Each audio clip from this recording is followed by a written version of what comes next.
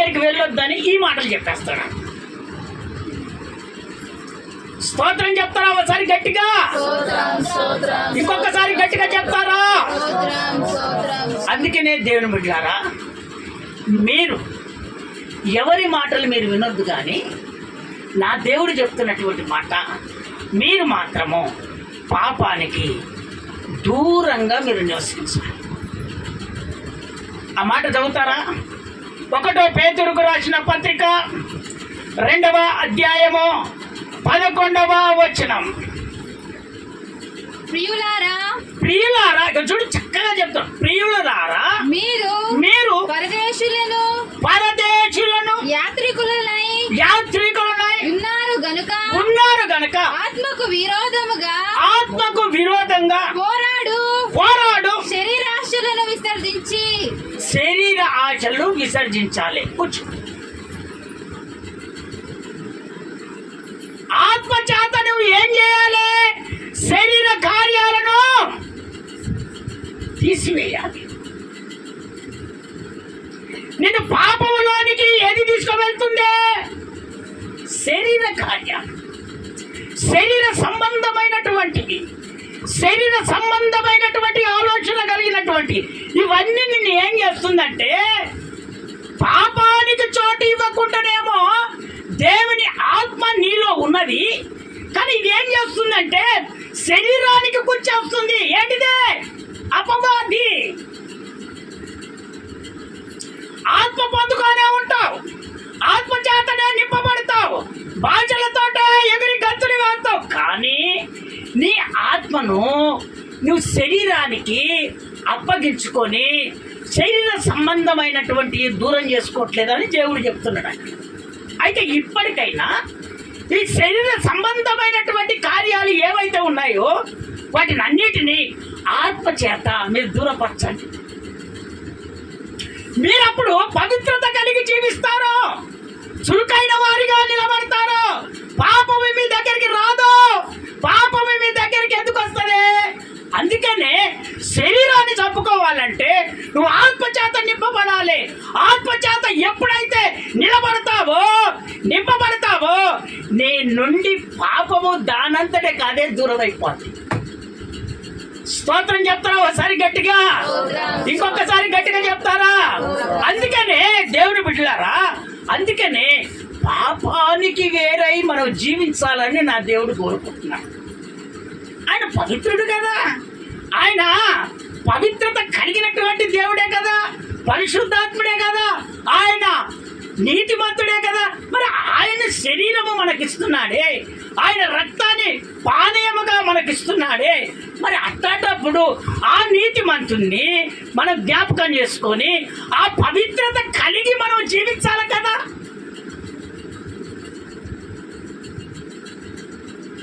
మరి మీ జీవితాలు ఏ విధంగా ఉన్నాయో నా ప్రభు అంటున్నాడు, ఇకనైనా నీ శరీర హెచ్చలను కొట్టివేయాలి. శరీర సంబంధమైనటువంటి ఇక అవుపడకూడదు. అందుకనే నా ప్రభు ఇదిగో శరీరానికి నువ్వు లోబడకూడదు. శరీరానికి నువ్వు లోబడ్డావా నువ్వు పాపంలో వెళ్ళిపోతావు. పాప సంబంధముగా నువ్వు జీవించి యేసయ్యను నమ్ముకున్నా కానీ నాకేం జరగట్లేదని మళ్ళీ ఆ ప్రశ్న యేసయ్య దగ్గరికి ఇక రాకూడదు. ఆయన కదా మాట్లాడుతున్నాడు, ఇప్పుడు ఆయనే కదా నీతో మాట్లాడుతున్నాడు. ఆయన మాట్లాడినప్పుడు నీతో మాట్లాడినప్పుడు ఆయన వినాలి కదా. వినకుండా ఉండి చెప్పితే చేయకుండా ఉంటే ఆ పని ఎట్ట జరుగుతుంది? అందుకనే ఆ విధంగా ఎప్పుడైతే నువ్వు జీవిస్తావో ఇక నిన్ను పాపము ఎంటర్ కానియదు. ఎందుకో తెలుసా? అప్పుడు చురుకుగా నిలబడతావు. ప్రార్థనలో కూడా ఏది అడిగితే నా ప్రభు అది ఖచ్చితంగా దయచేస్తాడని, అంతే కథం. అక్కడ ఏ అడ్డుకోవడం లేవే, ఇక శరీర సంబంధమైన ఏమి లేవే అక్కడ. అట్టేటప్పుడు ఆయన ప్రార్థన చేస్తున్నప్పుడు ఎందుకు ఇవ్వడు? ఆయన బహుమానం కోరిక నీకు ఎందుకు ఇవ్వడు? ఇస్తాడా ఇవ్వడా? అందుకనే దేవుని బిడ్డలారా, ఈ ప్రకారంగా మనం జీవిస్తే ఖచ్చితంగా దేవుని దగ్గర గొప్ప మేలును మనం అనుభవించబోతున్నాము. స్తోత్రం చెప్తారా ఒకసారి గట్టిగా? ఇంకొకసారి గట్టిగా చెప్తారా? చదువుతారా ఒక మాట? ఫిలిప్పీలకు రాసిన పత్రిక 3వ అధ్యాయము 20వ వచనంలో ఒక మాట ఫిలిప్పీ సంఘానికి పౌలు గారు దేవుడు చెప్పిన మాటలు చెప్తున్నాడు. అక్కడ మన పౌరస్థితి వినండి, మన పౌరస్థితి పరలోకమందున్నది. అక్కడ నుండి ప్రభువైన యేసుక్రీస్తు అనే రక్షకుని నిమిత్తము కనిపెట్టుకొని ఉన్నాము. అందుకనే మన పౌరస్థితి ఏంటంటే ఆయన పరలోక రాజ్యానికి చేర్చబడాలి. ఇప్పుడు మనం యాత్రికులమై ఉన్నాం. స్తోత్రం చెప్తారా ఒకసారి గట్టిగా? ఇంకొకసారి గట్టిగా చెప్తారా? మన కోరిక అదే దేవుని బిడ్డలారా, ఆయన రాజ్యములో చేర్చబడాలి. ఇదిగో పరలోక రాజ్యానికి చేర్చబడాలి. మనం యాత్రికులుగా ఉన్నాం. మనం ఇప్పుడు ఏ ప్రయాణం చేస్తున్నాము? ఆయన రాజ్యములో చేర్చబడటానికి ప్రయాణం చేస్తున్నాం. మనం ఈ భూమి మీద ఏమీ లేదు, మనకంటూ ఏమీ లేదు. మనకంతా పౌరసత్వం ఎక్కడుందంటే పరలోక రాజ్యములో ఉంది. ఆ పరలోక రాజ్యానికే మనం చేర్చబడాలి. నీ యాత్ర అంతా అది. స్తోత్రం చెప్తారా ఒకసారి గట్టిగా? ఇంకొకసారి గట్టిగా చెప్తారా? అందుకనే ఇకనైనా నా ప్రభు చెప్తున్నటువంటి మాట, శరీరానికి అడ్డు తగిలేది మీకు అనుగ్రహించే వెళ్ళిపోయాను. అదేంటిది? దేవుడే అనుగ్రహించిపోయాడు. మీకు సమాధానం కలగాలి. ఎందుకంటే ఇదిగో అపవాది మిమ్మల్ని ఏదో రకంగా ఎరవేస్తాడు. అందుకనే వెళ్తూ ఆయన పరిశుద్ధాత్మను ఇచ్చి మనకు వెళ్ళిపోయాడు. ఆ ఆత్మ ద్వారా నీ శరీరాన్ని కాపాడుకో, నేను మళ్ళీ తిరిగి వస్తాను. నేను ఎందుకు వెళ్ళానంటే మీకు స్థలాన్ని సిద్ధపరచడానికి వెళ్ళాను. మళ్ళీ వచ్చి మిమ్ములను నేను తీసుకొని వెళ్తాను. స్తోత్రం చెప్తారా ఒకసారి గట్టిగా? ఇంకొకసారి గట్టిగా చెప్తారా? అందుకనే దేవుని బిడ్డలారా, మన పౌరసత్వం అంతా పరలోక రాజ్యానికి చేర్చబడాలి. మన యాత్ర, మన ప్రయాసము ఇదన్నీ వాటి కొరకే. స్తోత్రం చెప్తారా ఒకసారి గట్టిగా? చూడండి, బైబిల్లో ఈ పాపానికి దూరమైనటువంటి వారిని నేను చూపిస్తాను. దానియేలు పుస్తకము త్వరగా దానియేలు పుస్తకము 3వ అధ్యాయము 16వ వచనం చదివి అక్కడ ఆపుకొని ఉండండి. దానియేలు పుస్తకము 3వ అధ్యాయం 16వ వచనం. షడ్రక్ మేషాకును అబేద్నెగోయు రాజుతో ఇలాగ చెప్తున్నారు. నెబుకద్నెజరు ఇందును గూర్చి ప్రత్యుత్తరం ఇవ్వవలనని అయ్యా మాకు చింత లేదు. తినిపోయి అట్నే మేము సేవించుచున్న దేవుడు మండుచున్న వేడిమి గల ఈ అగ్నిగుండములోను మమ్మలను తప్పించి రక్షించుటకు సామర్థ్యత కలిగినటువంటి దేవుడు. కూర్చోండి. అయితే ఇక ప్రియులారా, మీరు వినండి, దేవుని వాక్యం వినండి. అయితే నెబుకద్నెజరు రాజు ఏం చేశాడంటే, అక్కడ ఆయన కింద ఉన్నటువంటి ఆ భటులతోటి ఒక మన బంగారు మన దాన్ని ఏమంటారు,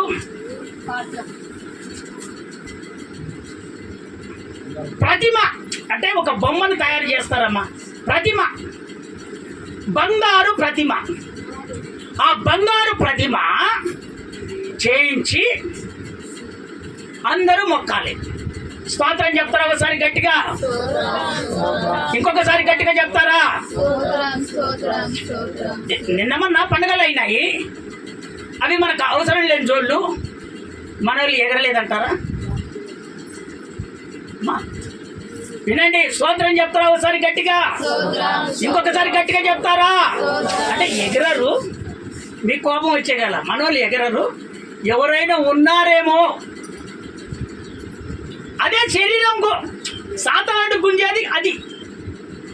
వాని లాభం కొరకు, వాని ఆలోచన కొరకు, వారి పొట్ట నింపుకోవటానికి, వారి బాధను తొలగించుకోవటానికి, అని సమస్య తీర్చుకోవటానికి వాడు ఏదో ఒక రకంగా ప్లాన్ చేస్తాడు. వీళ్ళక్కడ ఇదిగో అక్కడ షడ్రక్ మేషక్ అబేద్నెగో వీళ్ళు దేవునికి నమ్మకమైనటువంటి వారు,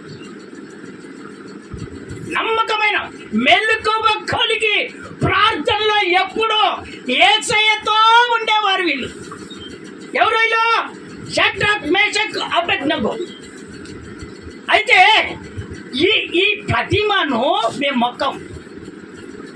ఓ రాజా, మీకు చెప్పాలంటే మాకు చింత కూడా లేదయ్యా, వేస్తావా అగ్ని కూడా లేయి, కానీ మేము మొక్కం, మేము పాపం చేయమయ్యా. మా దేవుడు పరిశుద్ధుడు, మా దేవుడు పరిశుద్ధత కలిగినటువంటి వాడు, మా దేవుడు పాపం ఎరగనటువంటి వాడు, మా దేవుడు ఉంచుకొని మేము మొక్కం. మొక్కనంటే మొక్కం. ఏయ్, మీ సంగతి ఏదో చూస్తాం, మీ సంఘం ఏదో చూస్తాం అని అంటున్నారు. చూసుకో, వేడిమి గల అగ్నిగుండంలో ఏ చేస్తామంటున్నాడు. కానీ ఇదిగో అందులో నుంచి నా దేవుడు సామర్థ్యత కలిగినటువంటి దేవుడు, ఆయనకు అసాధ్యమైనది ఏమి లేదు. ఆ మలమల మలమల మాడుతున్నటువంటి ఆ అగ్ని గుండములో నుంచి మమ్మల్ని మా దేవుడు విడిపించగలడు అని సవాల్ ఇచ్చినాడు. అంతే, మేము మాత్రం మొక్కం. అంతే, అమ్మ కాస్తరా నా ఎంట ఏం కాదు, దండం పెట్టు. అందుకనే జరిగేది జరగబోయేది ఎవరికి తెలుస్తుంది? ఇవి దేవునికి తెలుస్తుంది. ఈ రోజులలో కొంతమంది అనారోగ్యాల చేత బాధపడుతున్నారంటే కారణం ఏందో తెలుసా? నీ గురించి నా ప్రభుకు తెలుసు. స్తోత్రం చెప్తారా ఒకసారి గట్టిగా? కుటుంబంలో సమస్య తీరట్లేదంటే నీ గురించి తెలుసు నా దేవునికి, నీ ఆలోచన నా దేవునికి తెలుసు. అందుకనే నా ప్రభు చెప్తున్నాడు, ఇదిగో యేసయ్యతో ఎప్పుడైతే అంటకట్టబడి మనం జీవిస్తున్నామో దేవుని బిడ్డలారా, మన ప్రాణము పోయేంత వరకు ఈ భూమి మీద నా ప్రభును వదిలిపెట్టు. ఇంకొకళ్ళను మొక్కే సమస్యలోనికి నువ్వు రాకూడదు. అది పాపం. పాపం అంటే ఏంది? దేవుడు చెప్పినది చేయకుండా మనుషులు చెప్పినవి నువ్వు చేసేదే అదే పాపం. ఇది తెలియక మీ సంఘం వాళ్ళంత పాపం చేస్తారా? వాళ్ళు అమ్మా వింటున్నారా? స్తోత్రం చెప్పండి ఒకసారి గట్టిగా. ఈ వాక్యాలు వినాలి. వాళ్ళు చెప్పినంత మాత్రాన అనొద్దు. నువ్వు వాక్యం విని ఈ వాక్యాన్ని వాళ్ళకు ప్రకటించాలి. అప్పుడే నువ్వు దేవుని భక్తి కలిగి జీవిస్తున్నట్టు. అందుకనే నిన్ను దేశిస్తే దేవుని దగ్గర నువ్వు వెళ్ళాలని. కానీ వాళ్ళు షడ్రక్ మేషక్ అబేద్నెగో అగ్నిగుండంలో వేసినటువంటి వాళ్ళు చనిపోయారు. ఇదిగో 4వ వాడిగా నా ప్రభు అయిన యేసయ్య వచ్చాడు, ఆ అగ్నిగుండంలో నుంచి దేవుడు రక్షించాడు. స్తోత్రం చెప్తారా ఒకసారి గట్టిగా? ఇంకొకసారి గట్టిగా చెప్తారా? నీకు ఏ సమస్యలు ఉన్నా, ఏ బాధలు ఉన్నా, ఏ ఇబ్బందులు ఉన్నా, ఎలాంటి నీ ప్రాణము పోయే అపాయకరములైన ఏమి వచ్చినా కూడా దేవుని బిడ్డలారా నా దేవుని పాదాలు పట్టుకో. షడ్రక్ మేషక్ ప్రాణాలను సైతము వదిలిపెట్టారు దేవుని కొరకే అని. నా దేవుడు రాలేదా? అగ్ని గుండములో నుంచి వాళ్ళను విడిపించారు. వాళ్ళు నమ్ముకున్నటువంటి దేవుడే పూజారుడు. ఆ దేవుడే మనం అందరం నమ్ముకోవాలని అందరూ మనం నమ్ముకున్నారు. స్తోత్రం చెప్తారా ఒకసారి గట్టిగా? ఇంకొకసారి గట్టిగా చెప్తారా? ఇవన్నీ తమ్ముడు పాపలు ఇస్తాండ్రా, కోడిగుడ్డు ఇస్తాండ్రా, పులిగోర పక్కాలు ఇస్తాండ్రా. ఇవన్నీ ఎప్పుడు కూడా నీ హృదయంలోనికి వచ్చినాయంటే ఇప్పుడే కొంచెం సేపట్లో ఆయన శరీరంలో ఆయన రక్తంలో నువ్వు పాలు పంపులు పొందుకోబోతున్నావు. దేవుడు ద్వారా ఇదిగో నా ప్రభు తన ప్రాణాన్ని నీ కొరకు పెట్టాడు, ఆయన రక్తాన్ని కాల్చాడు నీ కొరకు. ఏ విధంగా పోబుద్ధి అవుతుంది? ఏ విధంగా అనుబుద్ధి అవుతుంది? ఏ విధంగా నమ్మబుద్ధి అవుతుంది? ఒక్కసారి యేసయ్య నీకు గుర్తురాడా? నిన్ను బ్రతికించిన నా దేవుడు ఒకసారి గుర్తురాడా? నా యేసయ్య ఒక్కసారి పాట పాడినప్పుడు ఆ పాటలోనికి నా దేవుడు రాడా? ఆ ఒక్కరోజు కొరానికి నా యేసయ్యను నువ్వు తప్పించుకుంటే నువ్వు ఎంత దూరం పోతావు? ఎంత దూరం పోతావు? స్తోత్రం చెప్తారా ఒకసారి గట్టిగా? అందుకనే దేవుని బిడ్డలారా, పాపానికి దూరంగా ఉండాలి. షడ్రక్ మేషక్ అబేద్నెగో పాపానికి దూరంగా ఉన్నారు గనక ఇదిగో చురుకైన వారిగా నిలబడ్డారు. స్తోత్రం చెప్తారా ఒకసారి గట్టిగా? ఇంకొకసారి గట్టిగా చెప్తారా? మీరు చురుకుగా ఉండాలని నా దేవుడు ఆశపడుతున్నాడు. మీరు ఎందుకో నిరుత్సాహంగా ఉంటారు? షడ్రక్ మేషక్ అబేద్నెగో మాదిరిగా మీరు ఇదిగో కలవరం లెక్క ఉండొద్దు. వాళ్ళ మాదిరిగా మీరు ప్రార్థనలో పట్టుదల కలిగి మీరు ఎప్పుడైతే జీవిస్తారో వాళ్ళ మాదిరిగా మీరు ఖచ్చితంగా నిలబడతారు. స్తోత్రం చెప్తారా ఒకసారి గట్టిగా? ఆ రెండవదిగా ప్రార్థనలో నిలకడగా ఉండాలి. కొంతమంది ఏం చేస్తారంటే కన్నీరు గార్చి ప్రార్థన చేస్తూనే ఉంటారు. అయ్యా జరగపాయే వినండి. ఆ మాటలు వింటే మీరు ఏ విధంగా చేసుకోవాలనే ఆలోచన మీకు కలుగుతుంది. ఇది వద్దు, ఆకలి అవుతుందిగా, టైం ఎప్పుడవుతుంది, ఎప్పుడు పోవాలి, ఎప్పుడు ఏం చేయాలి, ఈ మాటలు మళ్ళీ ఎప్పుడు దొరుకుతాయి నీకు? మళ్ళీ ఎంత తిరిగేసినా ఈ మాటలు దొరుకుతాయా? ఇవ్వద్దు. అయ్యగారు నువ్వు 2 అవుతుంది 3 అవుతుంది, ఈ 2-3 నువ్వు చూస్తున్నావు కానీ మరి ఆత్మీయమైనటువంటి ఈ ఆహారాన్ని నువ్వు పోగొట్టుకుంటున్నావే. నీ బదులు కనువలను చంపుతున్నావే. అందుకనే దేవుని బిడ్డలారా, ఆ ప్రయత్నంలో మీరు ఉండకూడదని నా ప్రభు మీతో మాట్లాడుతున్నాడు. ఇదిగో ప్రార్థనలో నిలకడగా ఉండాలి. ఎలాంటి వాళ్ళు ఉంటారు?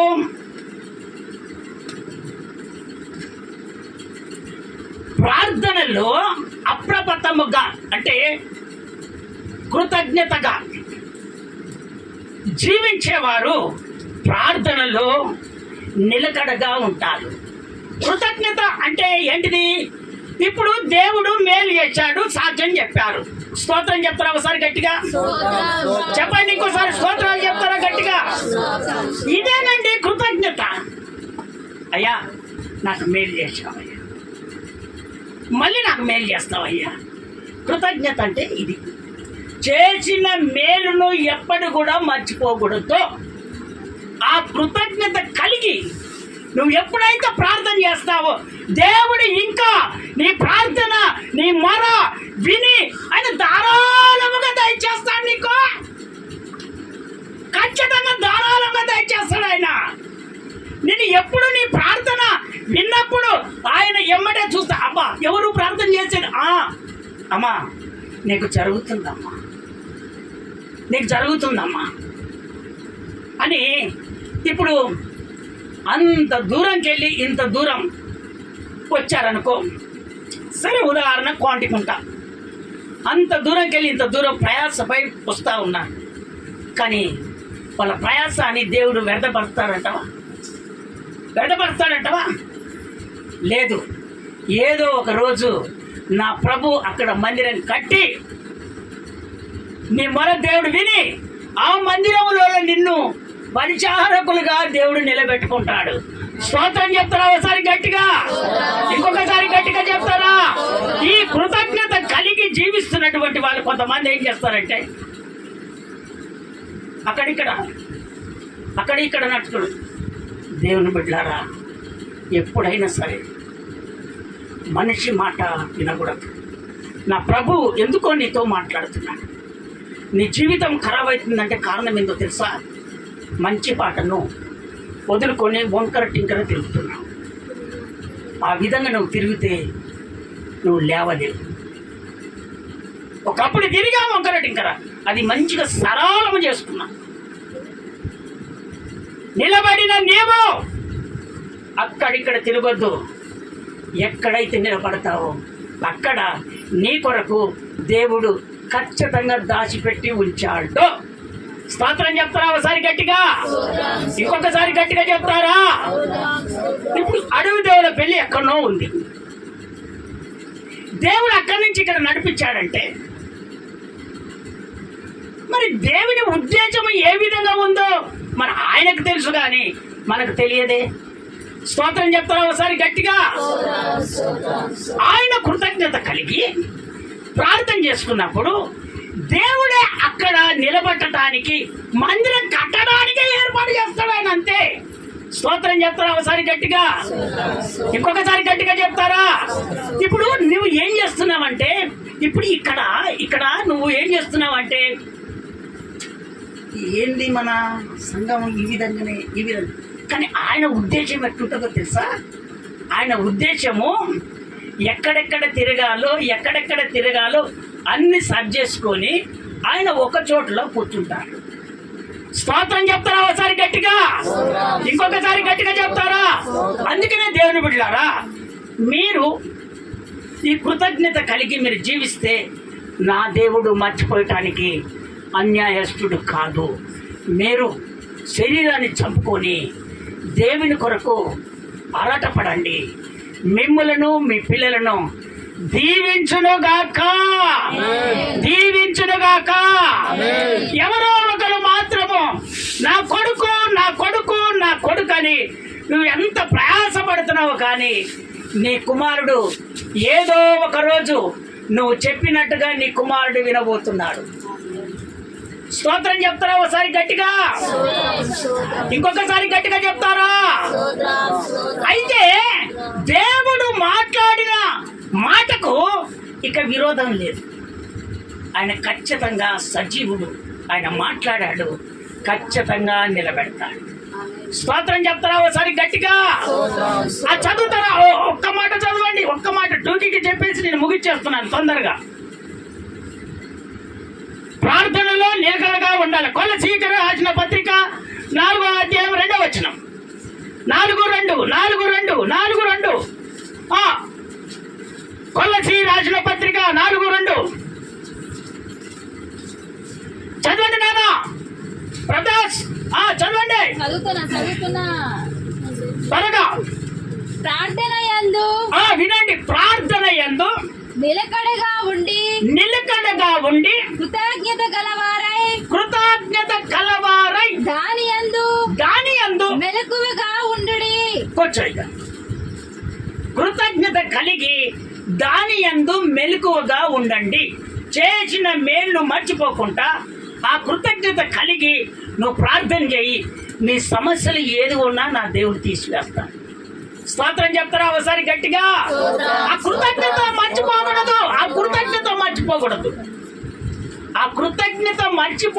నువ్వు ఉంటే నా ప్రభు నిన్ను దీవించడం మొదలు పెడతాడు.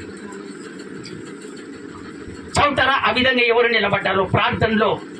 ఇదిగో నిలకడగా నిలబడినటువంటి వాళ్ళు. యాకోబు పత్రిక 5వ అధ్యాయం 17-18. యాకోబు పత్రిక 5వ అధ్యాయం 17-18. 17-18 యాకోబు పత్రిక. అమ్మా 5వ అధ్యాయం 17-18. 17 చదవండి ఫస్ట్. ఆ, ఏలియా ఏలియా మన వంటి స్వభావం గల మనిషి. చూసు మన లెక్క ప్రార్థనలో కూర్చొని ప్రార్థన విన్నటువంటి ఏలియా వర్షింపకుండానట్లు వర్షము పడకుండా అతడు ఆసక్తితో ప్రార్థన చేయగా అతడు ఆసక్తితో ప్రార్థన చేయగా 3.5 సంవత్సరాల వరకు ఎన్ని సంవత్సరాలు? 3.5 సంవత్సరాల వరకు భూమి మీద వర్షింపలేదు. వర్షము భూమి మీద పడలేదు. అతడు మరలా ప్రార్థన చేయగా అతడు మళ్ళీ ప్రార్థన చేయగా ఆకాశం వర్షం ఇచ్చెను. ఆకాశము తెరవబడి వర్షాన్ని అనుగ్రహించింది. ఇది నిలకడ కలిగినటువంటి ప్రార్థన. భూమి తన ఫలము ఇచ్చింది. భూమి తన ఫలము అప్పటిచ్చింది. అప్పటిదాకా శపింప రోజుల్లోనికి పోయింది ఆ దేశమంతా. ఎందుకు ఈ సిచ్యువేషన్ ఎందుకు వచ్చిందో తెలుసా? ఎందుకు వచ్చిందో సిచ్యువేషన్ తెలుసా? దేవుని నమ్ముకున్నటువంటి దేవుని బిడ్డలు 2 దిక్కులు అయిపోయారు. నడిపిస్తున్నటువంటి రాజు కూడా 2 గుంపులుగా తయారైపోయాడు. ఇటు అన్యజనులతో ఉంటున్నాడు, ఇటు దేవునితో ఉంటున్నాడు. ఈ రెండిట్లో ఏ భక్తి తెలియలేదు. అయినా ఏలియా పదే పదే చెప్తున్నాడు, అయ్యా ఇది మనకు మంచి పద్ధతి కాదు, ఇది దేవునికి విరోధంగా చేస్తున్నాము, దేవుని మనము అవమాన పాలు చేస్తున్నాము, దేవుని దృష్టిలో మనం ఎంతో మంచి వాళ్ళముగా దేవుడు కోరుకున్నాడు, ఎందుకు ఈ అపవిత్రమైనటువంటి పనులు చేస్తున్నామని ఎన్నిసార్లు చెప్పినా ఎవరు రాజు వినట్లేదు. అబాబు రాజు వినట్లేదు అసలే. ఆయన రాజు కాబట్టి నేను ఏం చేయమంటే మీరు అది చేయాలంతే. దేవుని బిడ్డలండి, దేవుని బిడ్డల్ని. ఇప్పుడు కొన్ని సందర్భాలలో దేవుని నమ్ముకున్నటువంటి దేవుని బిడ్డలము మనం చెయ్యని పనులు కూడా కొంతమంది చేపిస్తూ ఉంటారు. అప్పుడు నువ్వు ఏం చేయాలి? దేవునికి లోపడాలి, దేవుని భక్తికి లోపడాలి. దేవుడు నాలో ఉన్నాడని ఒక ఆలోచన నీకు రగలాలే, మంటాలే. నా దేవుణ్ణి మర్చిపోవటానికి నేను అన్యాయస్తున్నాను కాదు. నా దేవుడు ఆయన సజీవుడు. నేను కూడా ఏదో ఒక రోజు సజీవ లెక్కలో నా దేవుడు నిలబెడతాడు. ఇది రావాలే. ఇది ఎప్పుడైతే నువ్వు వస్తావో అప్పుడు నీ ప్రార్థనకు విలువ వస్తుంది. ఎంత చెప్పినా వినలే. పంటలు పోయాయి, పశువులకు గాడిదలకు మేత లేకుండా ఎండిపోయాయి. ఎందుకో? వర్షం లేకపోతే ఏం జరుగుతుంది? పంటలు పండుతాయా? నీళ్ళుంటాయా? బావులుంటాయా? బోర్లుంటాయా? వర్షం పడకపోతే ఏముంటాయి అని ప్రార్థన చేశాడు ఆసక్తితో. అయ్యా నా ప్రార్థన మీరు అంగీకరించాలి. మీరు ఇదే మాదిరిగా ఉంటున్నారయ్యా, నీ వైపుకు తిరగట్లేదయ్యా, మీరు నా ప్రార్థన అంగీకరించును గాక అని ప్రార్థన చేస్తే ఒక్క ప్రార్థనకు 3.5 సంవత్సరాలు వర్షం లేకుండా భూమి మీద దేవుడు చేసినాడు.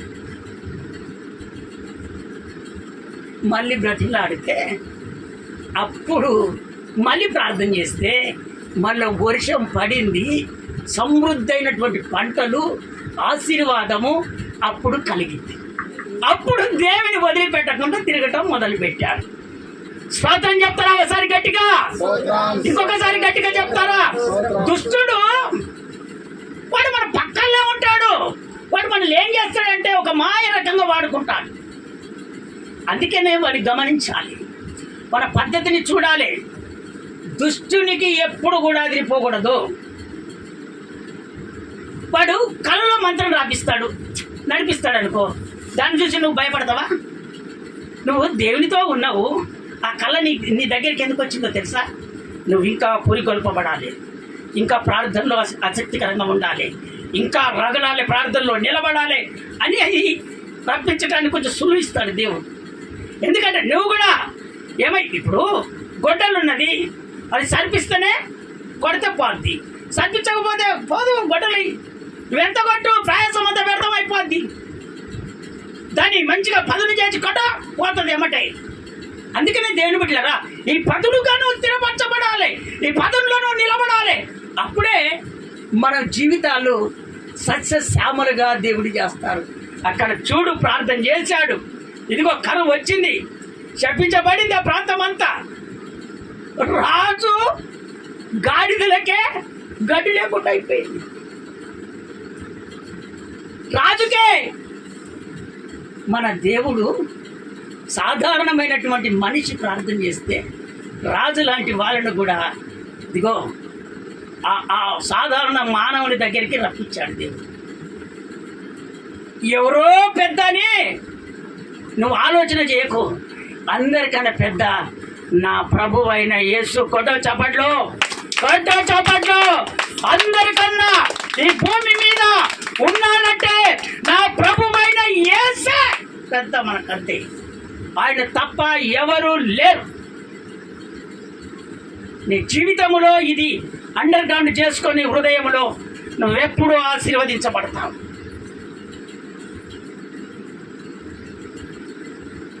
అప్పుడు ఫలాలు వచ్చాయి. చూశాడా? ఆ విధంగా ప్రార్థన చేశాడు కాబట్టి వాళ్ళంతా మార్చబడ్డారు. నువ్వేం చేస్తావు? నీ పక్కలో నువ్వు పోతే వాళ్ళ వెనుకంగా నువ్వు పోతున్నావు, కానీ వాళ్ళు మార్చట్లేదు. బుద్ధి కలిగిన వారు ఉన్నారు, బుద్ధి లేని వారు ఉన్నారు. బుద్ధి కలిగిన వారు ఏం చేస్తారంటే ఏదైనా పని చేసడానికి సిద్ధంగా ఉంటారు. బుద్ధి తక్కువైనటువంటి వాళ్ళు సరేలే రేపు చేద్దాంలే, ఇవ్వాలి ఎందుకులే, ఇప్పుడే టైం అయిందా, ఆ టైం అయిపోయిందాక వీళ్ళకు నిద్ర మొత్తంలో ఉంటారు, ఆ పని అయిపోతుంది. స్తోత్రం చెప్తారా? ఒకసారి గట్టిగా, ఇంకొకసారి గట్టిగా చెప్తారా? మూడవదిగా ఒక మాట చెప్తాను. చదువుతారా ఆ మాట చదువుతారా? మూడవదిగా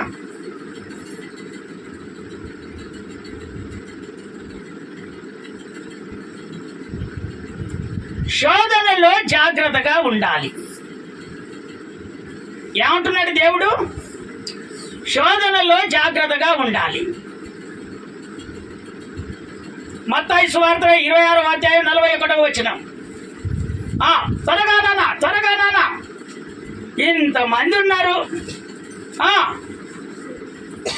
త్వరగా మీరు శోధనలో ప్రవేశించకుండానట్లు మెలకువగా ఉండి ప్రార్థన చేయుడి. మెలకువ కలిగి మీరు ప్రార్థన చేయుడి. ఆత్మ సిద్ధమే గాని శరీరము బలహీనమని పేతురుతో చెప్పి. అంతే, అంతవరకే చాలు. పేతురుతో చెప్తున్నటువంటి మాట.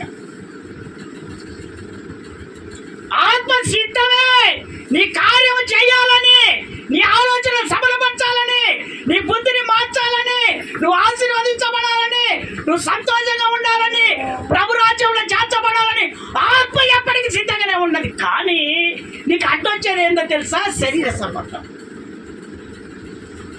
ఎప్పటికైనా మీరు మెలకువగలిగి ప్రార్థన చేయండి. ఆత్మ ఎప్పటికైనా సిద్ధమే. నువ్వు ప్రార్థన చేసినప్పుడు ఆ ప్రార్థనకు ఖచ్చితంగా విలువ కలగజేస్తుంది. కానీ నీ శరీర లోపం వలన దాన్ని పొందుకోలేకపోతున్నావు. అందుకనే ఇకనైనా మెలకువ కలిగి ఆ శరీరాన్ని చంపుకో. శరీర సంబంధమైనటువంటి చంపుకో. ఆత్మ సంబంధం కలిగి నువ్వు జీవించావు, నువ్వు ఖచ్చితంగా దేవుని దగ్గర మేలు పొందుకుంటావు. స్తోత్రం చెప్తారా? ఒకసారి గట్టిగా, ఇంకొకసారి గట్టిగా చెప్తారా? ఈ శరీరానికే శోధనలు వచ్చేది. ఎక్కడికి? శరీరానికే శోధనలు వస్తాయి. కానీ ఎప్పుడైతే పులి స్టాప్ పెడతావో శోధనలు రాదు. నీకు జయమే. నువ్వు వెళ్తూనే ఉంటావు, జయం పొందుకుంటూ పోతూనే ఉంటావు. ఆ విధంగా ఉన్న వాళ్ళు చూపిస్తాను ఒక మాట.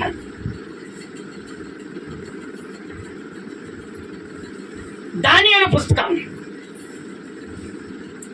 1వ అధ్యాయం 8వ వచనం. వాళ్ళకు లోకములో వచ్చినటువంటి శోధనలను జయించారు. రాజు భుజించు భోజనమును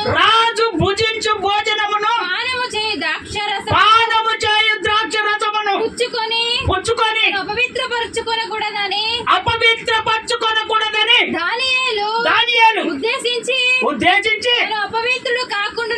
తను అపవిత్రుడు కాకుండానట్లు వాటిని పుచ్చుకోకుండా సెలవిమ్మని సంపకుల అధిపతిని వేడుకొన్నాడు. ఇదండి భక్తి. ఇది భక్తి. శోధనలో జయించాలంటే ఇది భక్తి. శోధన వస్తుంది. అక్కడ ఉన్నటువంటి వాళ్ళకు రాజు తినే ఆహారము, రాజు తాగు ద్రాక్షరసము, ఆ 7 పిల్లలకు వయస్సులో ఉన్నటువంటి పిల్లలకందరికీ రాజు తిన్నదే, రాజు తాగిందే వాళ్ళకి ఇవ్వాలి. 3 సంవత్సరాలు వాళ్ళను పోషించి రాజు ఎదుట వాళ్ళను నిలబెట్టాలి. స్తోత్రం చెప్తారా ఒకసారి గట్టిగా? ఇంకొకసారి గట్టిగా చెప్తారా? అయితే అక్కడ దేవుని అంగీకరించినటువంటి దేవుని బిడ్డలు ఉన్నారు. ఈ దేవుని బిడ్డలు ఏం చేస్తున్నారు? శోధన వస్తుంది అని యేసయ్యతో కుమిలిపోతున్నారు. రాజు ఆహారం మనం తినకూడదు, రాజు ద్రాక్షరసం మనము తాగకూడదు. వాళ్ళ మాదిరిగా మనం లేమే. వాళ్ళు గంజాయి తాగుతారు, ఇస్కీ తాగుతారు, అవసరం అనుకుంటే ఏదైనా తింటారు, ఏదైనా చేయగలుగుతారు. కానీ లోకానికి మనం వేరుగా ఉన్నామని వీళ్ళు దేవునికి ప్రార్థన చేస్తున్నారు. దేవునికి ప్రార్థన చేస్తుంటే వెళ్ళి అక్కడ అడుగుతున్నాడు, ఏమని? అయ్యా, రాజు భుజించే ఆహారం మాకు వద్దు, రాజు తాగే ద్రాక్షరసం మాకు వద్దు. మేము సజీవుడైన యేసును నమ్ముకొని అంగీకరించి బ్రతుకుతున్నామయ్యా. ఆయన లేకపోతే మేము ఉండలేమయ్యా. ఆయనతోటే మా జీవితం అయ్యా. ఆయన రాజ్యములో చేర్చబడాలనే మా ఆంక్షయ్యా, మా వాంఛ మొత్తం అదేనయ్యా. ఆయన దగ్గరికి వెళ్ళాలి, ఆయన రాజ్యములో నివసించాలి, అప్పటికి మేము బ్రతికే ఉండాలి, ఆయనతో నిలబడాలని మా ఆశయ్య. అందుకనే ఇవి మాత్రము మేము భుజించము, తాగం అనగానే వెంటనే ఆ నసంపకుల అధిపతి దగ్గరికి వెళ్ళి వేడుకుంటున్నారు, అయ్యా మేము తిని తాగం. అయితే ఆ నసంపకుల అధిపతిని అడుగుతున్నారు, ఏమని అడుగుతున్నారంటే, ఇదిగో అయ్యా, ఒక్క 10 రోజులు మాకు శాకాహారం పెట్టండి, ఆ మాంసం వద్దు, ఆ చిల్లర తిండి వద్దు. కొంతమంది చిల్లర తిండి పెడితే దేవుని నమ్ముకున్న వాళ్ళు ఇంకేమైనా ఉందే కవర్, కొంగుంటే కొంగు కవర్. అబ్బో, ఇవన్నీ తీసివేయాలని నా దేవుడు ఈ రోజు నీతో మాట్లాడుతున్నాడు. స్తోత్రం చెప్తారా ఒకసారి గట్టిగా? ఇంకొకసారి గట్టిగా చెప్తారా? చచ్చిపో, నష్టమే ఉంది. ఒక రోజు ఆహారాన్ని చచ్చిపోతే చంపుతాడా దేవుడు? ఈరోజు ఎవరు లేకుండా ఉన్నది ఇలాంటి పనులు చేయ. వాళ్ళు ఏమంటున్నారు? 10 రోజుల దాకా పరీక్షించండి అయ్యా. ఈ 10 రోజులు దాటితే ఒకవేళ వాళ్ళ శరీరాలకు మా శరీరాలకు ఒకవేళ తేడా ఇస్తే మాది కృషించిపోయేటట్టుగా ఉంటే ఆ ఆహారము మేము తింటామయ్యా. ఒక 10 రోజులు మనం పరీక్షించండి. కానీ సరే అయ్యా, ఒకవేళ నేను కృషించినట్టుగా అవుపడ్డారనుకో, నా ప్రాణం పోద్ది, నా ఉద్యోగం పోద్ది, నేను ఇబ్బందులు అయిపోతాను, నా పిల్లలు బ్రతకాలి, నా సంసారము, నా పద్ధతి అంటే అయ్యా మా దేవుడు సజీవుడయ్యా, ఏదైనా చేయగలడు, మా దేవుడు ఏదైనా చేయగలడు అని వేడుకుంటే 10 రోజులు గడువు ఇచ్చాడు. ఆ 10 రోజుల కట్ట అక్కడ ఉన్నటువంటి ఆ యవనస్తుల కన్నా వీళ్ళ శరీరాలంట సౌందర్యం ఒక కళ వచ్చేసిందట. స్తోత్రం చెప్తారా ఒకసారి గట్టిగా? ఇంకొకసారి గట్టిగా చెప్తారా? ఆ కళ, ఆ సౌందర్యం మీకు రావాలని నా దేవుడు కోరుకుంటున్నాడు. కానీ ఏది